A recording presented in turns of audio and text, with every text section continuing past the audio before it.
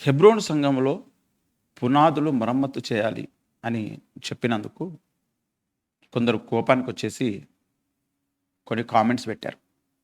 అవేంటో చూద్దాము. దానికి నేను సమాధానం చెప్పాలనుకుంటున్నాను. అంటే అందులో కొన్ని వారికి తెలియలేదు, అర్థం కాలేదు, వాళ్ళెప్పుడు వినలేదు. అది కూడా ఒక ముఖ్యమైన ప్రశ్నే అనే ఒక ఉద్దేశ్యంతో నేను ఈ యొక్క ఆన్సర్ చేస్తున్నాను. ఇది ఎవరు స్వీకరించినా, స్వీకరించకపోయినా సమాధానం అయితే ఒకరోజు దేవుని ముందు ఉంటుంది అనే ఉద్దేశం కొరకు. ఒకసారి చూద్దాం రండి ఇక్కడ. బ్రదర్ ఎవరు? బ్రదర్ ఆశిష్, నీవు చెప్పిన వాటికి రిఫరెన్స్‌తో ఆత్మీయ అర్థము చెప్పెను. నీవు ఒకదానికి సమాధానం చెప్పలేక మీ గురువు ఎవరు అంటున్నావు. నీవు చాలా చిన్నవాడివి. మొదటి యోహాను 2లో ఏమున్నది? చిన్నపిల్లలారా, యవనస్తులారా, తండ్రులారా అని వ్రాయబడలేదా? కనుక నీవు చిన్న పిల్లవాడివి, ఇవి నీకు అవసరం లేదు. నేను బైబిల్‌ను చదివాను, పఠించేను, తిరిగి ధ్యానించేను. నీవు బైబిల్ మొదటి దశలో ఉన్నావు. ఏదైనా బైబిల్ గురించి మాట్లాడాలి అంటే ముందు ఆ మాట విశ్వాసులక లేక అవిశ్వాసులక, తర్వాత ఇశ్రాయేలులక, లేక క్రైస్తవులక, తర్వాత దైవ సేవకుల పరిచారకులక, లేక విశ్వాసులక, ధర్మశాస్త్ర కాలమా, లేక ప్రభు బోధించిన కాలమా, లేక అపొస్తలుల కాలమా, ఇన్ని తెలుసుకొని బైబిల్ గురించి చెప్పాలి అన్న భక్త సింగ్ గారిని ఒకరు ప్రశ్నించారు. మీకు ఇంత బైబిల్ నాలెడ్జ్ ఉన్నది, ఎక్కడ నేర్చుకున్నావు అడిగారు. అప్పుడు ఆయన చెప్పిన మాట, నేను బైబిల్లో 10% నేర్చుకున్నాను, ఇంకా 90% నేర్చుకోవాలి అన్నాడు. అది కూడా ప్రభు పాదాల దగ్గర నేర్చుకున్నాను. ఇప్పుడు చెప్పు, ఎవరు గర్విష్ఠులు? చిన్న హెబ్రోను వాళ్ళకే ఫోటోలు టీవీలో కనబడుచు తమ్మును తామే గొప్పగా చెప్పుకొను వారలారా ఆలోచించు. చిన్న ఏమో ఇది సగం అర్థమై సగం అర్థం కాకుంటుంది ప్రశ్న. మొత్తానికి ఇక్కడ నేను భక్త సింగ్ గారిని ఏమనలేదు, మొదటి విషయం. రెండో విషయం ఏంటిదనంటే, ఈనాడున్న ప్రతి డినామినేషన్ కొన్ని సత్యబోధలు చేస్తుంది, కొన్ని అబద్ధ బోధలు చేస్తుంది. సత్యబోధను అందరూ ఆచరించాలి, అబద్ధ బోధ ఏదైతే ఉందో దానిని దిద్దుకోవాలి. ముఖ్యంగా క్రైస్తవ సంఘాలకు పునాదులు ఉండాలి. ఈ పునాదులను ప్రతి ఒక్కరు ఏర్పాటు చేసుకోవాలి. ఆదిమ అపోస్తలుల చేత ఈ పునాదులను దేవుడు ఏర్పాటు చేశాడు. ఈనాడు చాలామంది ఈ యొక్క క్రమం లేకుండా, పునాది లేకుండా బోధలు బోధించుకుంటూ క్రైస్తవ సంఘాన్ని ఐక్యం కాకుండా చేస్తున్నారు. దేవుని రాకడ జరగకుండా అడ్డుకుంటున్నారు. ఈ విషయాన్ని ముందు మీరు గుర్తుపట్టండి, అర్థము చేసుకోండి. అంతే తప్ప మీకు ఇక్కడ కొన్ని విషయాలు అర్థం కాకుండానే మాట్లాడుతున్నారు. నేను మాట్లాడుతున్న కాంటెస్ట్ ఏంటిదో మీకు అర్థం కావడం లేదు. ఈ విషయాన్ని మీరు ఒకసారి అర్థం చేసుకోవాలని నేను కోరుకుంటున్నాను. ఇది అర్థం చేసుకోకపోతే మీరు చాలా నష్టపోతారు. ముందు మీ స్థానిక సంఘ కాపరి గురించి అని ఇక్కడ ఏదో ఒక విషయం మాట్లాడే ప్రయత్నం చేస్తున్నాడు ఒక ఆయన. చూద్దాం రండి.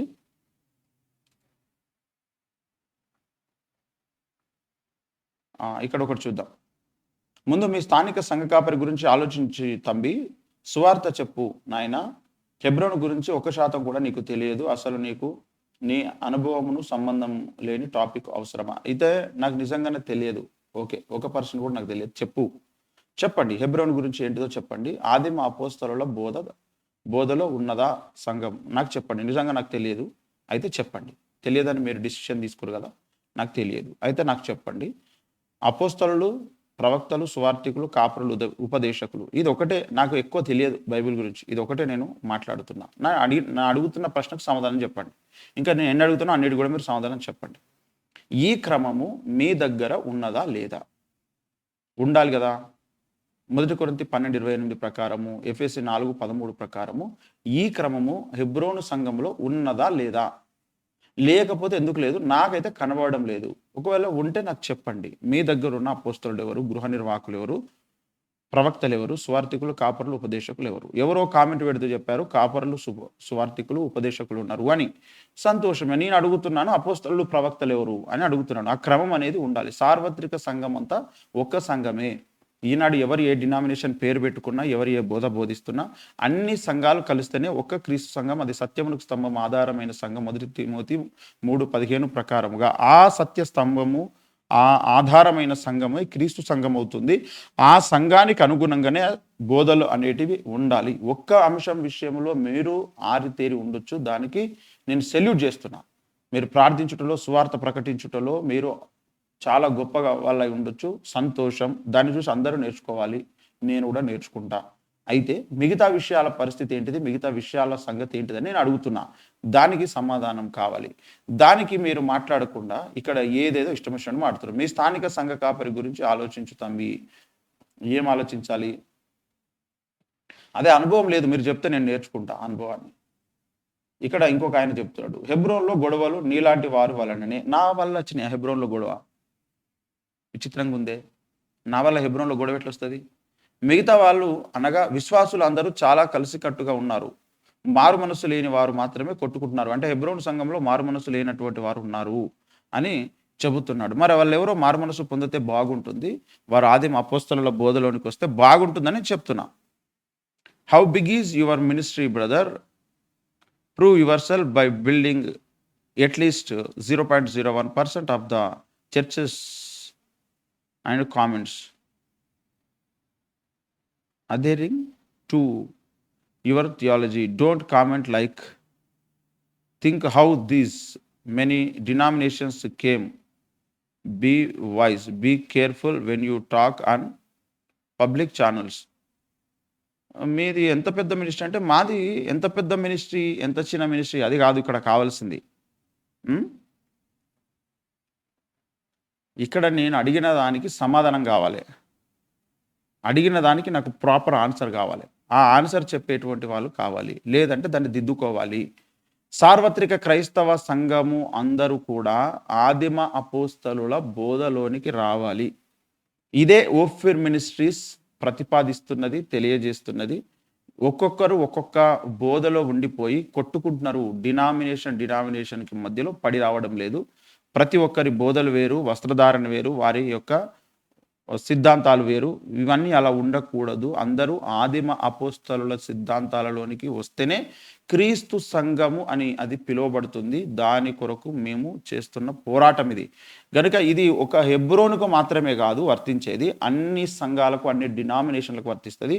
ఆదిమ సంఘ పద్ధతుల ప్రకారముగా, బోధల ప్రకారముగా ఎవరైతే సంఘాలు నిర్మించుకున్నారో అందరూ అదే పద్ధతి ప్రకారంగా ఉండాలి. అలా లేకపోతే ప్రతి ఒక్కరు కూడా మార్చుకోవాల్సిన అవసరం ఉన్నది.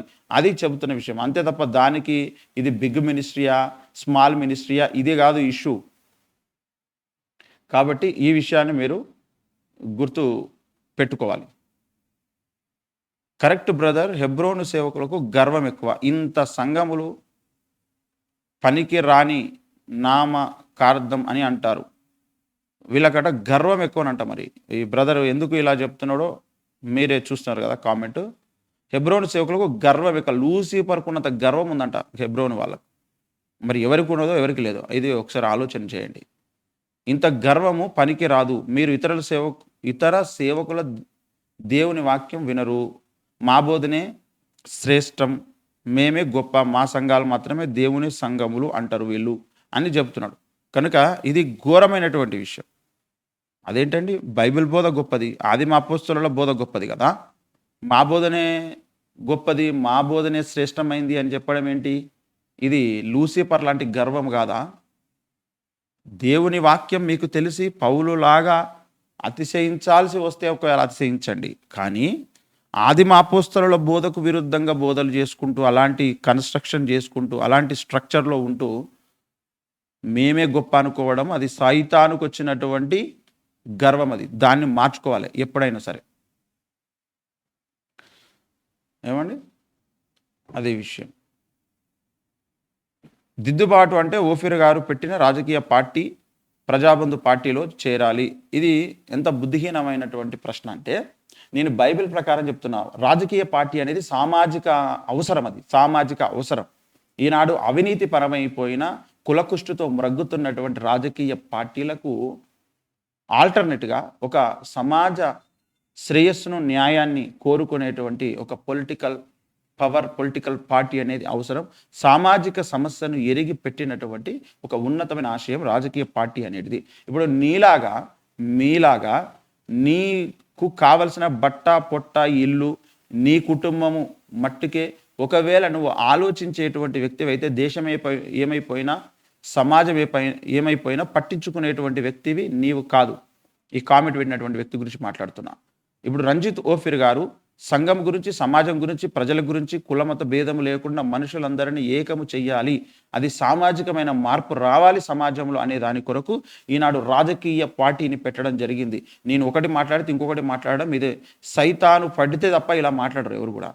నేను బైబిల్ ప్రకారంగా లేఖనాలు ఎత్తి చూపెట్టాను మొట్టమొదటి వీడియోలోనే. ఆదిమ అపోస్తలుల ప్రకారము సిద్ధాంతం అనేది మార్చుకోవాలి. ఎవరికి నచ్చిన సిద్ధాంతంలో వాడు ఉండడానికి వీలు లేదు. దాని గురించి మాట్లాడండి రా బాబు అని అంటే వీడు మధ్యలోకి వచ్చి రాజకీయ పార్టీ గురించి మాట్లాడుతున్నాడు. దిద్దుబాటు అంటే రాజకీయ పార్టీ సామాజికమైన దిద్దుబాటు జరగడానికి, ఈ సమాజంలో అందరినీ ఒకే రీతిగా రాజకీయ పరంగా చూడడం కొరకు రాజకీయ పార్టీ అనేది అవసరం. కానీ క్రైస్తవ సంఘములో ఉన్న సిద్ధాంతాలు, బోధనలు, వాక్యం సారాంశం ప్రకారం దిద్దుబాటు కావాల్సినటువంటి అవసరం ఉంది. వీడు తల అంటే తోక అంటాడు, తోక అంటే తల అనేటువంటి బాపత అన్నమాట వీడు. ఇలాంటి వాళ్ళ వల్లనే సంఘాలలో వాక్య సారాంశం ఉండకుండా పోతుంది. ఎందుకంటే ప్రశ్నించే వాళ్ళు లేరు, అడిగే వాళ్ళు లేరు, బెరయా సంఘ విశ్వాసులలాగా పరిశీలించేటువంటి వారు లేరు. దానివల్ల ఇలాంటి వాళ్ళు తయారవుతున్నారు. గొడవలన్నీ క్లియర్ అయ్యాయి. ఓకే బ్రదర్, బిఎస్ చేసినట్లుగా క్రమము జరగాలి, ప్రేయర్ చెయ్యండి. బ్రదర్ ఏదో చెప్తున్నాడు ఆయన.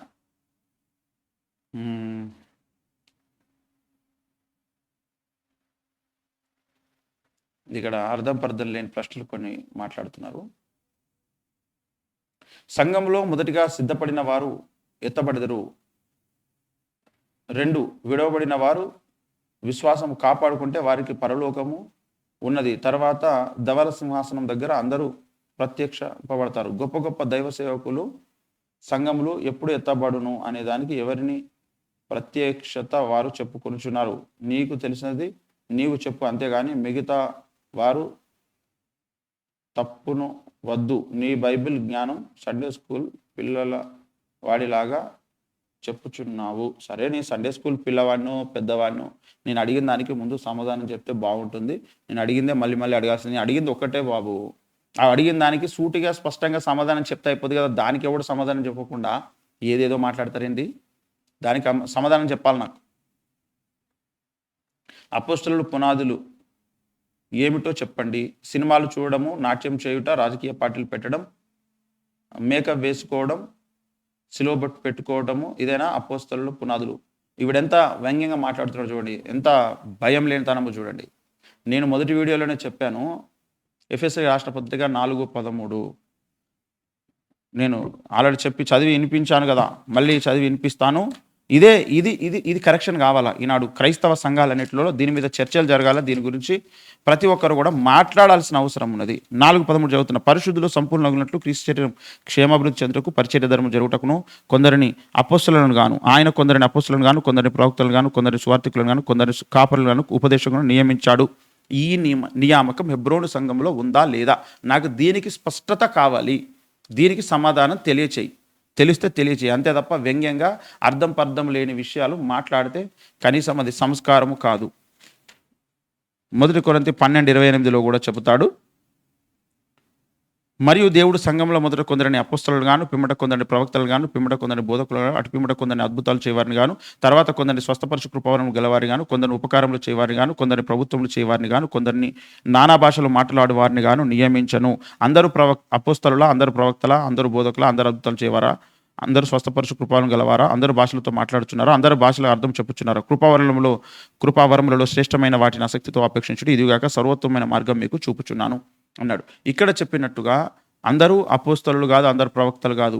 కొందరు అపోస్తలులు, కొందరు ప్రవక్తలు, కొందరు బోధకులు, కొందరు అద్భుతాలు చేయవారు, కొందరు స్వస్థపరచు కృపావరాలు కలిగిన వారు, కొందరు ఉపకారాలు చేయవారు, కొందరు ప్రభుత్వాలు చేయవారు, కొందరు నానా భాషలు మాట్లాడువారు. ఇలాంటి వారందరూ కూడా హెబ్రోను సంఘంలో ఉండాలి. అపోస్తలులు ఉన్నారా, ప్రవక్తలు ఉన్నారా? లేకపోతే ఎందుకు లేరు? దానికి గల కారణం ఏంటిది? ఈ విషయాన్ని మీరు తెలియచేయండి. అంతే తప్ప వ్యంగ్యంగా ఇక్కడ ఇష్టం వచ్చినట్టుగా మాట్లాడడం కాదు. ఇకపోతే ఇర్మియాకు ఎవరి దగ్గరికి వెళ్ళమన్నాడు? ఇక్కడ ఒక ఇతడే వ్యక్తి కామెంట్ చేస్తాడు, ఇర్మియాకు ఎవరి దగ్గరికి వెళ్ళమన్నాడు? కామెంట్ కూడా సరిగ్గా చేయనికి రాలే. విగ్రహారాధన వ్యభిచార క్రియలలో నున్న ఇశ్రాయేలుల దగ్గరికి వెళ్ళమని చెప్పాడు. రక్షింపబడిన సంఘంలో వెళ్ళి చెప్పమని చెప్పాలా? ఈ పాటు బైబిల్ నాలెడ్జ్ కూడా లేదు చిన్న అని చెప్పాడు. ఇతనికి నేను ఒకసారి బైబిల్ తీసి చదివి వినిపిస్తా. ఇర్మియా గ్రంథంలో చూసినట్లయితే మొదటి అధ్యాయంలోనే మనం ఒకసారి చూద్దాం. ఇర్మియా గ్రంథంలో మొదటి అధ్యాయము 4 నుంచి యెహోవా వాక్కు నాకు ప్రత్యక్షమై ఇలాగూ సెలవిచ్చాను. గర్భంలో నేను నిన్ను రూపింపక మునిపే నిన్ను ఎరిగి తిని, నువ్వు గర్భం నుండి బయలుపడక మునిపే నేను నిన్ను ప్రశంసించిన జనములకు ప్రవక్తగా నేను నియమించింది. అందుకు అయ్యో ప్రభువు యెహోవా, చిత్తగించి నేను బాలుడనే మాట్లాడడం నాకు శక్తి చాలదని అనగా, యెహోవా నాకు ఇలాగ సెలవిచ్చాను, నేను బాలుడని అనవద్దు, నేను నిన్ను పంపువారి యొద్దకు నీవు పోవలను, నీకు ఆజ్ఞాపించిన సంగతులను నీవు చెప్పవలను, వారికి భయపడకము, నిన్ను విడిపించుటకు నేను నీకు తోడయ్యున్నాను, ఇదే యెహోవా వాక్కు. అప్పుడు యెహోవా చేయి చాపి నా నోరు ముట్టి ఇలాగూ సెలవిచ్చాను, ఇదిగో నేను నీ నోట నా మాటలు ఉంచి ఉన్నాను, పెళ్లగించుటకు, విరగొట్టుటకు, నశించేటకు, పడద్రోయుటకు, కట్టుటకు, నాటుటకు నేను ఈ దినమున జనముల మీదను రాజ్యముల మీదను నిన్ను నియమించి ఉన్నాను. ఇక్కడ జనముల మీద, రాజ్యముల మీద అని ఇక్కడ చెబుతూ ఉంటే, ఇతడు అన్యులకి చెప్పమన్నాడు అని చెప్పేసి చెబుతున్నాడు. ఎంత ఘోరమైన విషయమో చూడండి. ఇర్మియాను దేవుడు అన్యుల కొరకు నియమించాడా? అన్యుల కొరక. ఇక్కడ అంటున్నాడు, జనముల మీద, రాజ్యముల మీద నిన్ను నియమించి ఉన్నాను. జనములంటే ఎవరు? జనములు ఎవరు? ఆ జనములు అంటే అన్యులేనా? దేవుని బిడ్డలు కాదా? సంఘానికి కాదా? మరి సంఘానికి కాకపోతే ఇర్మియా గ్రంథం బైబిల్ ఎందుకున్నది అంటే సంఘం చదువుకోవద్దా ఈ గ్రంథాన్ని? ఇది అన్యుల కొరకట, క్రైస్తవుల గురించి కాదంట. ఖచ్చితంగా క్రైస్తవుల గురించే. ఏవైతే బోధలు ఉన్నాయో, అసత్య బోధలు ఉన్నాయో వాటిని విరగొట్టుటకు, పెళ్లగించుటకు, నాటుటకు, కట్టుటకు దేవుడు ఆయనను ఏర్పాటు చేశాడు. 10వ వచనంలో చూసినట్లయితే, పెళ్లగించుటకు, విరగొట్టుటకు, నశింపజేయుటకు, పడద్రోయుటకు, కట్టుటకు, నాటుటకు దేవుడు ఇర్మియాను నియమించినాడు. ఇందుకు నియమించాడు అంతే తప్ప అన్యుల కొరకు అని మాత్రమే మీరు అబద్ధాలు మాట్లాడకండి. బైబిల్లో ఉన్నటువంటి మాటలన్నీ, గ్రంథాలన్నీ క్రైస్తవులను ఉద్దేశించినవి, అన్యుల కొరకు కూడా ఉన్నవి. సార్వత్రిక ప్రపంచం అంతటి కొరకు, అన్ని దేశముల కొరకు, అన్ని ప్రదేశాలలో ఉన్నటువంటి ప్రజలందరి కొరకు కూడా ఈ మాటలన్నిటి వర్తిస్తాయి. అంతే తప్ప అన్యుల కొరకు అని మీరు మాట్లాడడం సరైనటువంటిది కాదు. దిద్దుబాటు మీకు అసహ్యం కదా అని ఓల్డ్ టెస్టిమెంట్లో ఇశ్రాయేలులకు చెప్పాడు, క్రైస్తవులకు కాదు. రోమా 2 చదివి చెప్పు అంటున్నాడు. రోమా 2 చదివి చెప్పాలంట. ఇది చూడండి, దిద్దుబాటు అనేది వాళ్ళ గురించి మాట్లాడేటట్ట, కానీ ఇప్పుడున్న క్రైస్తవుల గురించి మాట్లాడలేదు అంటున్నాడు. రోమీయులకు రాసిన పత్రిక 2 చదివి చెప్పు అంటున్నాడు. 2 చదివితే ఇక్కడ వచనం చెప్పలేదు, 2 అనే నంబర్ వేసి వదిలిపెట్టిండు. ఖచ్చితంగా దిద్దుబాటు అనేది కొత్త నిబంధనకు కూడా జరగాలని దేవుడు చెప్పాడు. ఇతనికి ఆ మాటలు తెలియకుండా మాట్లాడుతున్నారు. హెబ్రోనులో ఇలాంటి వారు ఉన్నారా? నాకు అర్థం కావట్లేదు. అపోస్తలుల కార్యం 3:21 చూడండి. అన్నిటికీ కుదురుబాటు కాలములు వచ్చునని దేవుడు ఆది నుండి తన పరిశుద్ధ ప్రవక్తల నోట పలికించెను. అంతవరకు యేసు పరలోక నివాసి అయ్యుట ఆవశ్యకము. అన్నిటికీ కుదురుబాటు కాలములు రావాలి అని చెబుతున్నాడు. హెబ్రీ రాష్ట్ర పత్రిక 9వ అధ్యాయం 10వ వచనంలో కూడా చెప్తాడు. 9:10 ఏలయనగా ఇక్కడ ఇవి దిద్దుబాటు జరుగు కాలము వచ్చే వరకు విధింపబడి అన్నపానములతోనూ నానా విధములైన ప్రక్షాళనములతోనూ సంబంధించిన శరీరాచారములు మాత్రము అనుంది. ఇక్కడ దిద్దుబాటు జరుగు కాలములు వచ్చు వరకు విధింపబడినవి అన్నాడు. దిద్దుబాటు జరిగే కాలాలలో ఇప్పుడు మనం ఉన్నాము. ఇది దిద్దుబాటు నూతన సంఘానికి అవసరం. ముఖ్యంగా అపోస్తలుల కార్యం 3:21 హెబ్రీ రాష్ట్ర పత్రిక 9:10 చెబుతున్నాడు. బైబిల్ సరిగ్గా చదువుకోండి, గర్వాన్ని వదిలిపెట్టండి. లూసిఫర్కున్న గర్వము కనబడుతుంది ఒక్కొక్కరి లోపల. మీ కామెంట్స్ చూస్తూ ఉంటే దీన్ని మీరు మార్చుకోండి, లేకపోతే న్యాయపీఠం ముందు మీ సిగ్గుపోతుంది. చెప్తున్నా, మీ సిగ్గుపోతుంది. న్యాయపీఠం ముందు దేవుడు అందరి ముందు మిమ్మల్ని గద్దిస్తాడు. కాబట్టి దిద్దుబాటు అనేది జరగాలి. ఈనాడు క్రైస్తవ సంఘం అంతా ఎవరి డినామినేషన్లో వారు పెట్టుకొని ఎవరికి నచ్చిన బోధలాలు చేస్తున్నారు. దేవుడు ఒక్కడే, మనకు అప్పగించబడి ఉన్న బైబిల్ ఒకటే, వాక్య సారాంశం ఒకటే, సత్యం ఒకటే. దీనిని ఎవరికి వారు ముక్కలు ముక్కలు చేసుకొని ఎవరికి నచ్చినట్టుగా వారు ఉండడానికి వీలు లేదు. వాక్య సారాంశమే సత్యము. ఆ వాక్య సారాంశ బోధలోనికే ప్రతి ఒక్కరు రావాలి, హితవాక్యములోనికి రావాలి, ఆరోగ్యకరమైనటువంటి వాక్యం యేసుక్రీస్తు ప్రభు బోధనలోనికి ప్రతి ఒక్కరు రావాలి. అంతే తప్ప ఎవరికి నచ్చినట్టుగా వారు బోధించుకొని పునాదులను పాడు చేసుకుంటే ఫైనల్గా క్రీస్తు సంఘానికి ఇబ్బంది, నష్టము జరుగుతుంది. కాబట్టి ప్రతి ఒక్కరు కూడా ఈ బోధల విషయంలో ఆలోచించాలి, తెలుసుకోవాలి, నేర్చుకోవాలి, దిద్దుకోవాలి, మార్చుకోవాలి. అసలు పునాదులు అంటేనే తెలియకుండా ఉన్నారు ఈనాడు క్రైస్తవులు. ఈ విషయంలో ప్రతి ఒక్కరు కూడా ఆలోచించాల్సినటువంటి అవసరం ఉంది. ముందు ఎవరని బైబిల్ ప్రకారము అపోస్తలులు, ప్రవక్తలను చెప్పవచ్చు? వారి లక్షణాలు ఏమిటి? దేవుని చేత పిలువబడినటువంటి వారు, దేవుని యొక్క గృహ నిర్వాహకత్వము చేసేటువంటి వారు అపోస్తలులు. ప్రవక్తలంటే భూత భవిష్యత్ వర్తమాన కాలాలలో ఉన్నటువంటి విషయాలను చెప్పేటువంటి వారు, దేవుని యొక్క మర్మములను వివరించేటువంటి వారు, తరములలో యుగములలో దాచబడినటువంటి మర్మములను వివరించేటువంటి వారు ప్రవక్తలు. ఈ విషయాన్ని గుర్తుపెట్టుకోండి, తెలుసుకోండి. తెలియకపోతే అడగండి అయ్యా. క్షీరసాగర మదనం అనే కార్యక్రమం జరుగుతుంది. మీకున్న సకల ప్రశ్నలకు సమాధానాలు దేవుడు అద్దంకి రంజిత్ ఓపిరి గారి చేత తెలియజేస్తున్నాడు. మీ ముసుగు తీసేసుకొని సత్యాన్ని తెలుసుకొని సత్యమందు ప్రతిష్ఠించబడండి. లేదంటే మీరు దేవుని దగ్గర గద్దింపును ఎదుర్కోక తప్పదు.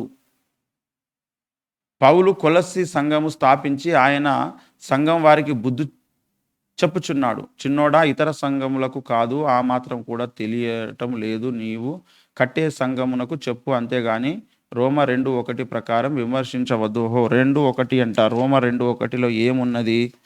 ఇతనికి సగం సగం తెలుసు, సగం తెలియదు. 2:1. కాబట్టి తీర్పు తీర్చు మనుషుడా, నీవెవడవైనను సరే నిరుత్తరుడవై ఉన్నావు. దేని విషయంలో ఎదుటివానికి తీర్పు తీర్చుచున్నావో దాని విషయంలో నీవే నేరస్తుడవని తీర్పు తీర్చుకొనుచున్నావు. ఏలయనగా తీర్పు తీర్చు నీవును అట్టి కార్యములనే చేయుచున్నావు కావా అన్నాడు. అవును, అట్టి కార్యములు చేయవారి మీద దేవుని తీర్పు సత్యమును అనుసరించినదే అని ఎరుగుదుము. ఇక్కడ ఈ వ్యక్తి ఎంత అజ్ఞానంలో ఉన్నాడంటే, ఇతడు రోమియోలకు రాసిన పత్రిక దగ్గర ఆగిపోయాడు. కొరింథీ సంఘముకి రాసిన పత్రిక దగ్గరికి రాలే. 1 కొరింథీ నువ్వు తీసి చదువు. 1 కొరింథీ 6వ అధ్యాయం నుంచి, మీలో ఒకనికి మరి ఒకని మీద వ్యాజ్యం ఉన్నప్పుడు వాడు పరిశుద్ధుల ఎదుట గాక అనీతిమంతులు ఎదుట వ్యాజ్యమాటకు తెగించుచున్నాడా? పరిశుద్ధుల లోకములకు తీర్పు తీర్చుదరని మీరు ఎరగరా?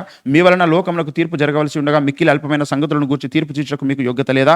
మనము దేవదూతలకు తీర్పు తీర్చుదమని ఎరగరా? ఈ జీవన సంబంధమైన సంగతులను గూర్చి మరి ముఖ్యంగా తీర్పు తీర్చవచ్చును కదా. కాబట్టి ఈ జీవన సంబంధమైన వ్యాజ్యములు మీకు కలిగిన ఎడల వాటిని తీర్చుటకు సంఘములో తృణీకరింపబడిన వారిని కూర్చునిపెట్టుదురా? మీకు సిగ్గు రావాలని చెప్పుచున్నాను. ఏమీ తన సహోదరుల మధ్యను వ్యాజ్యం తీర్చగల బుద్ధిమంతుడు మీలో ఒకడైనను లేడా అని చెప్తున్నాడు.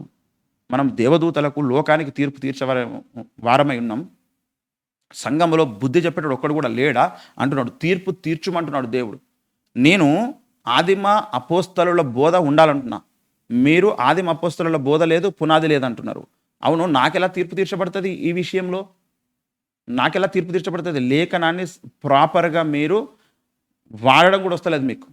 లేఖనాన్ని ఏ విషయానికి వాడాలనేది కూడా తెలుస్తలేదు. ఏదో నోటికొచ్చిందల్లా మీరు మాట్లాడుకుంటూ పైగా మళ్ళీ నన్ను అనడం సబబు కాదు. దేవుడు మెచ్చుకోడు. దీన్ని దిద్దుకోండి, మార్చుకోండి. సమూయేలు చరిత్ర సంగమునకు ముందు లేక సంఘం స్థాపించబడిన తర్వాత అయితే మీరు కూడా సమూయేలు వలె బలులు అర్పించబడి బాబు కనీసము కాంటెక్స్ట్ 0 తెలుసుకొనా? ఏంటిది?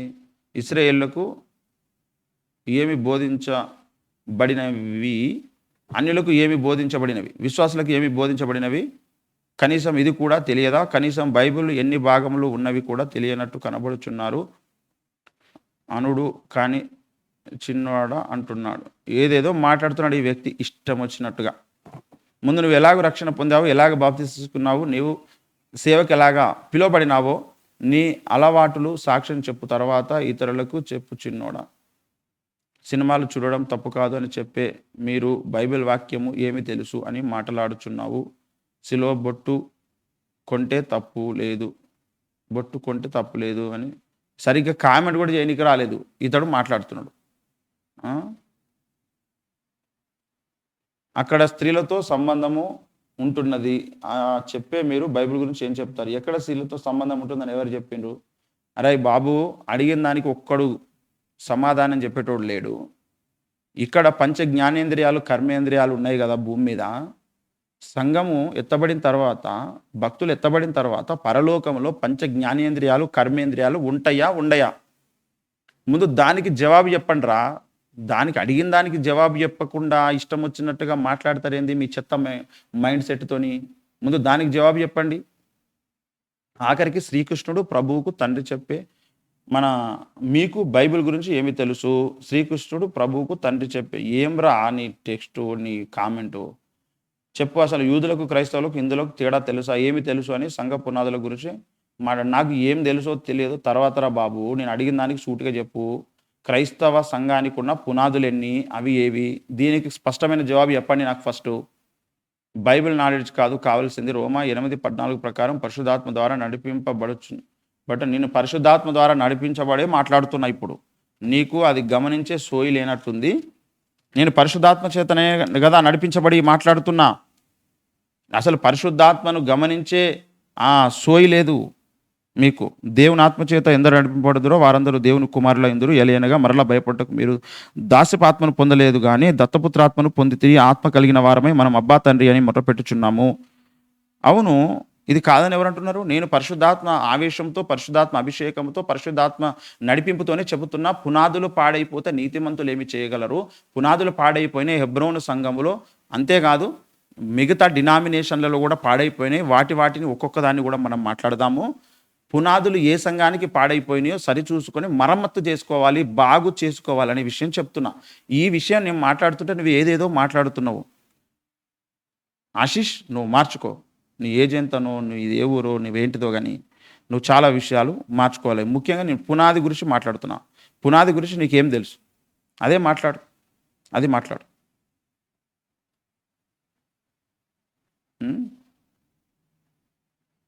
ఇకపోతే ఇక్కడ కింద ఒక వ్యక్తి అంటున్నాడు, ఎఫెసీ సంఘం పునాది అపోస్తలులు వేశారు కదా.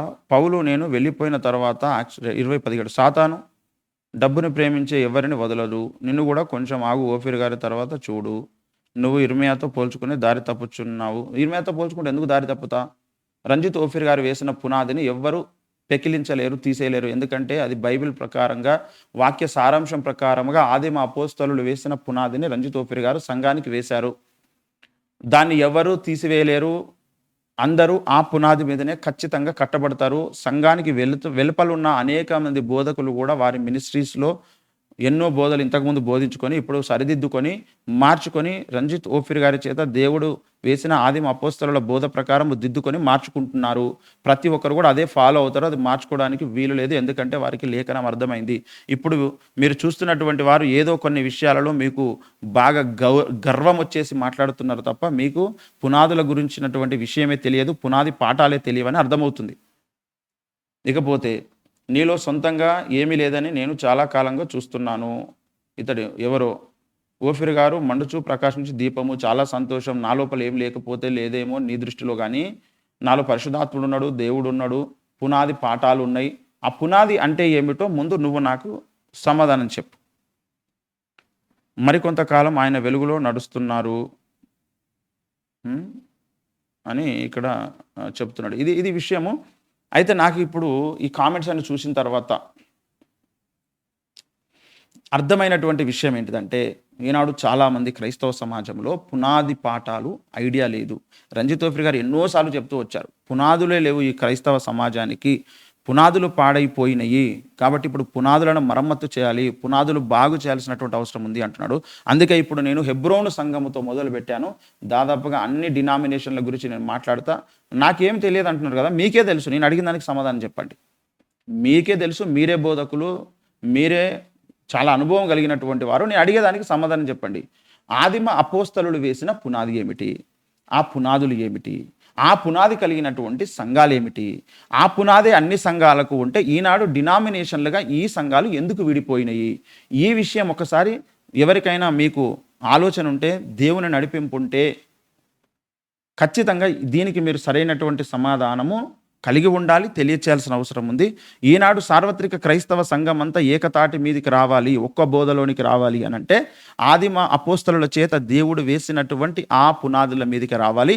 అప్పుడే క్రైస్తవ సంఘం అంతా కూడా ఒక్క సంఘముగా, దేవుని సంఘముగా తీర్చిదిద్దబడుతుంది, తయారవుతుంది, సంపూర్ణ సిద్ధిలోనికి సాగి వెళ్ళగలుగుతుంది. గనుక ఆ బోధలు ఏమిటో మీరు తెలియచేయండి. నేను మొదటి వీడియో నుంచి కూడా చెబుతూ వస్తున్నా. ఆ బోధలలోనికి మనం వచ్చినప్పుడు మాత్రమే మన రక్షణ విషయంలో, పరిశుద్ధాత్మ విషయంలో, రెండవ రాకడ విషయంలో, ఆదిమ అపోస్తలులు నమ్మినటువంటి సిద్ధాంతం ప్రకారంగానే, బోధల ప్రకారంగా నమ్మినప్పుడు మాత్రమే క్రీస్తు సంఘం సంపూర్ణ సిద్ధి పొందుతుంది. యేసయ్య రాకడకు అన్నిటికీ కుదురుబాటు కాలాలనేటివి వస్తాయి. గనుక ఈ విషయంలో మీకెంత స్పష్టత ఉందో మీరు తెలియచేయండి. మరి అందరికీ నమస్కారం.